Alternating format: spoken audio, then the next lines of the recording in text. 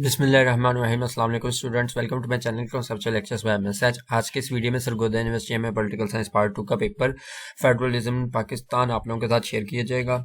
ये 2022 में आपका जो फेडरलिज्म का पेपर है ये है हुआ था। सबसे पहले ये इसका ऑब्जेक्टिव पार्ट है। इसमें आप पढ़ सकते हैं कि National Accountability Bureau, constitutional amendment, electoral reforms, residential forms of government, non party election, local governments, Bogra formula, general Iskander Mirza FATA और फेडरल इंटीग्रेशन। ठीक है, तो ये इंपॉर्टेंट क्वेश्चन है, शॉर्ट इनको आप तैयार करें।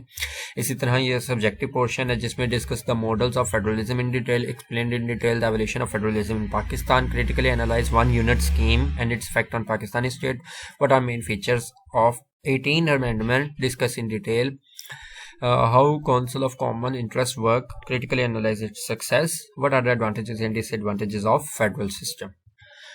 तो इसी तरह फर्दर अपडेट्स के लिए चैनल को सब्सक्राइब कर लें, वीडियो को लाइक और शेयर कर दें। Thank you so much.